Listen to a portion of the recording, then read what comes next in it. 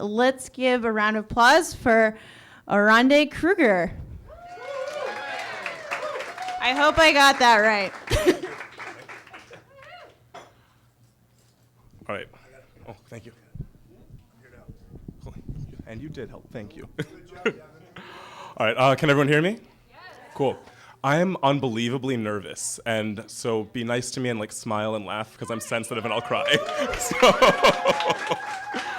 all right. I needed that. Thank you. So I guess we'll start with when I was a kid. I fancied myself a scientist, and so I would go and sit outside on the porch all the time for hours and just like watch people and things and make observations and try to make these like little experiments. And I had this like 1 week period where I was hyper efficient for like a toddler and made all these like little things where like I made up like an insecticide that was like very, very powerful, and like if I could somehow like remember the recipe now, I could probably be famous off of it. I made a stink bomb, which was great, and then made the opposite of a stink bomb, which I called a fruit bomb, which, much to my mom's like delight, because it cured the stink bomb, but dismay because I used all of her expensive like perfumes and lotions. And so like basically, it was no surprise to anyone when my first year of college was done, and I started working in an organic chemistry lab, and I was making the most scientific sounding thing that I'd ever heard. It was 1, 2, 3, 4, 5 pentamethyl-cyclopentadiene. And and my instructor, my first day in there, he came up to me and was like, hey, just so you know, like everything here is like pretty lethal and can probably kill you. Like about half of it will give you cancer and the other half will explode if it gets into the oxygen. So good luck. And and so naturally I was like drunk on power because I like actually had become a mad scientist and was so excited about it. And so the summer was going really well until about halfway through, I had a reaction that I had to leave overnight. And with this big storm, and so we lost power, and I walked in and saw everything was like in shambles, and took some time and evaluated what exactly I needed to do, and saw that if I put in like a 12-hour day, that I'd be able to kind of catch up and like be where I needed to be for the end of the week. And so I start working like any diligent college student, which means that like 6 hours deep, I was already having an existential crisis and was panicking and trying to figure out like what is my life.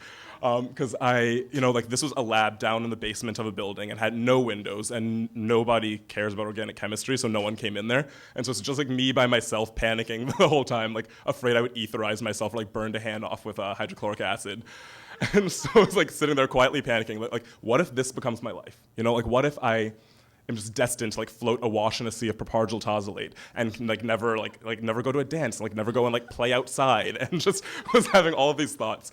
And I don't know if you guys are anything like me, but whenever I'm stressed about anything, I find like the best thing to do is to like Google search your brain for any time you've been disappointed in yourself, and then use that as like evidence for why life is awful. And so I did that. And was like thinking about this time, I was like transported back to when I was a little kid. I was probably about 10, and my aunt's got this video camera.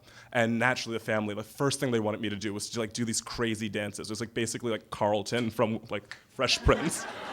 And so like they wanted me to do these dances, and I would love to do them because I loved making people laugh. I loved everyone being like so into it, and also it like kind of helped with my aesthetic that I had this like this geeky smart kid thing going on, and it worked that I was like so smart that I just like physically couldn't use my body to be coordinated.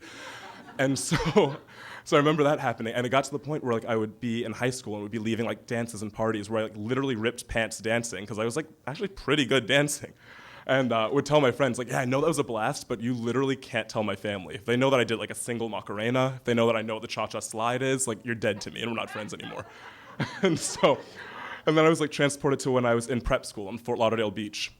And I was one of like very few black kids there, which my peers loved to remind me and tell me that, like I wasn't like the other black kids, because I was good at school and I wasn't threatening and like I'm not particularly gangster. And so, which I wouldn't have known, so I'm glad they told me.